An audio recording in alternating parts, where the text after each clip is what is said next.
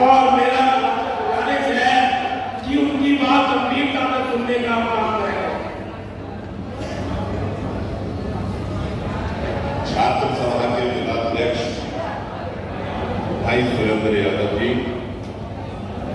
आज के इस कार्यक्रम के मुख्य अतिथि हमारे नेता रहीम साहब, गुड्डू भाई,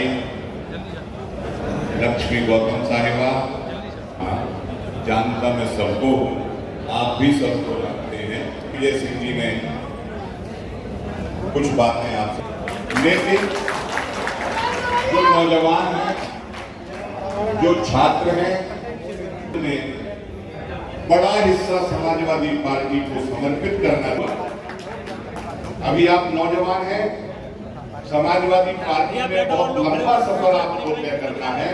अगर आप मंच के नीचे बैठना नहीं सीख सकते तो कभी आपके साथ मंच पर भी बैठने लायक नहीं हो सकते। अब ये मत कहना कि साहब हम बैठे इसलिए हम उपदेश दे रहे हैं, या नवाब साहब ने कोई बात कही या गुड्डू भाई ने कोई बात कही तो हम 6 महीने वाले नहीं हैं। ये भी ध्यान रखना।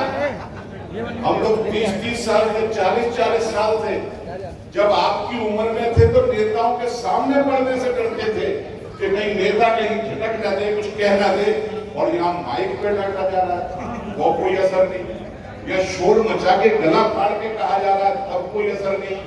एक वक्ता बोल के बैठता है और फिर कोई कार्यक्रम शुरू हो जाता है। ऐसा मत कीजिए। आपको बहुत लंबा सफर समाजवादी पार्टी के साथ तय करना है, इसलिए इन बातों की गांठ बांध लीजिए कि अनुशासन के बगैर कोई आंदोलन अपनी मंजिल तक नहीं पहुंच सकता, और अनुशासन के बगैर कोई पार्टी अपना लक्ष्य हासिल नहीं कर सकती। लेकिन अब परेशानी ये है, खामोश हो जाओ वरना तुम्हें सबसे पहले बाहर। लोग खड़े हैं सामने, पीछे वाले सबसे ज्यादा परेशानी ये है कि हम लोग कुछ लिहाजदारी में, कुछ मजबूरी में कुछ बातें कह नहीं पाते। खासतौर पे हमारे साथी जो चुनाव लड़ते हैं या जिनको आगे लड़ना है वो बर्दाश्त करते हैं, लेकिन अभी हाल फिलहाल अपने साथ ऐसा कोई मामला है नहीं। इसलिए हम तो भाई वो बात जो खरी होगी सबके सामने कहेंगे और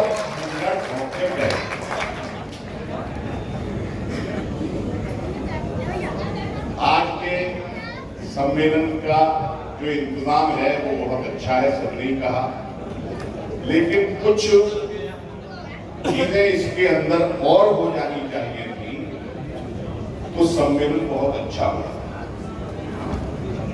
मिसाल के तौर पर मैं सुरेंद्र से ये कहना चाहूंगा कि जो वक्ताओं की फहरिस्त है उसमें छात्र सभा के पदाधिकारी कम से कम धर्मेंद्र जी के मंच पर आने के बाद 5 छात्र नेताओं को यहाँ बोलना चाहिए था।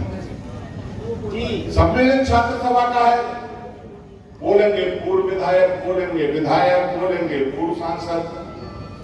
अरे हम तो जहां जाते हैं बोल गई। ये सम्मेलन पार्टी के कार्यकर्ताओं के लिए बोलने का, बैठने का, नारे लगाने का, इन सब चीजों का प्रशिक्षण भी देते हैं।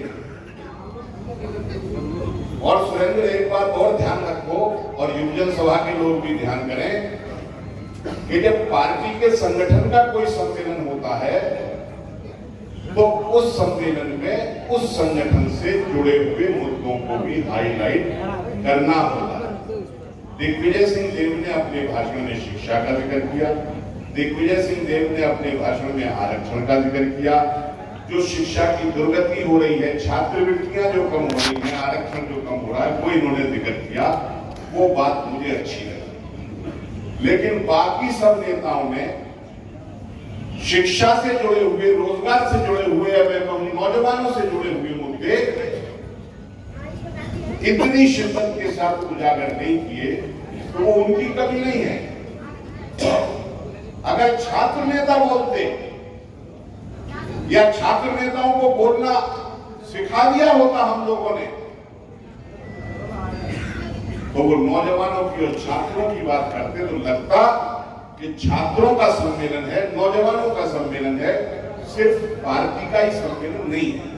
इसलिए जो हमारे युवा कार्यकर्ता हैं, जो छात्र सभा के कार्यकर्ता हैं, उन्हें पढ़ना लिखना और जो सवाल हैं तुरंत शिक्षा के क्षेत्र में जिस तरीके से निजीकरण किया जा रहा है, नए नए कोर्सेज खुलते हैं, बड़ी तारीफ होती है साहब ये कोर्स खुल गया, ये स्ट्रक्चर पर ध्यान दीजिए।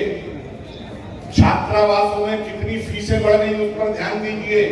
शिक्षा के ऊपर आए हुए संकट का सवाल, शिक्षा के बाजारीकरण का सवाल, शिक्षा के व्यापारीकरण का सवाल, ये सब सवाल उठाएंगे और इन मुद्दों को आने वाले चुनाव में मुद्दा बनाएंगे। तो छात्र सभा के लोगों, आप बड़ी तादाद में छात्रों को समाजवादी पार्टी के साथ जोड़ पाओगे। ये तो है ही है। और मैं तो छात्र सभा को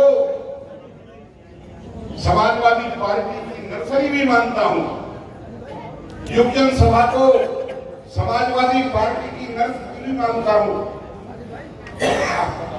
भारत के अंदर जो बड़े अच्छे पार्लियामेंट में बोलने वाले अभी 4-6 साल पहले तक जो नेता होते थे, वो सबके सब छात्र आंदोलन से और युवा आंदोलन से निकले हुए नेता होते थे। चाहे पार्टी उनकी कोई भी हो, किसी भी दल के हो, किसी भी विचारधारा के हो, लेकिन हिंदुस्तान की छात्र राजनीति ने बहुत बड़े बड़े नाम इस देश की राजनीति में दिए हैं।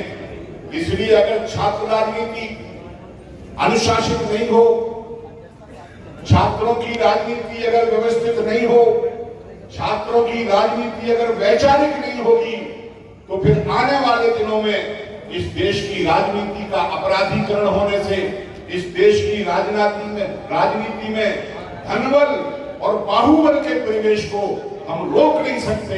इसलिए मैं सब नेताओं से ये कहना चाहता हूं कि अपने अपने इलाकों में किसी कार्यकर्ता को प्रमोट करवाते वक्त, पदाधिकारी बनवाते वक्त या टिकट की सिफारिश करते वक्त ये देखिए कि जो समाजवादी पार्टी के बुनियादी सिद्धांत हैं उन पर ये कहीं फिट बैठता है।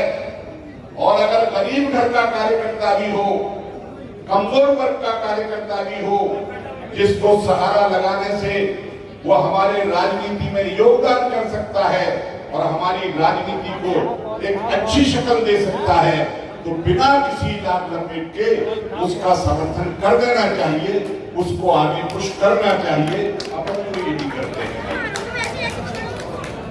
और बहुत सी बातें मैं कर सकता हूं, लेकिन मुझे पता है कि हमारे नेता धर्मेंद्र जी को कई स्थानों पर जाना है, चाय वगैरह पीनी है, कुछ लोगों का भाव भी बढ़ाना है, चाय पी करके उनके घर जा करके हम लोग भी जाएंगे, कुछ चाय पानी पिएंगे धर्मेंद्र जी के साथ। इसलिए मैं अपनी बात को यही खत्म करता हूँ।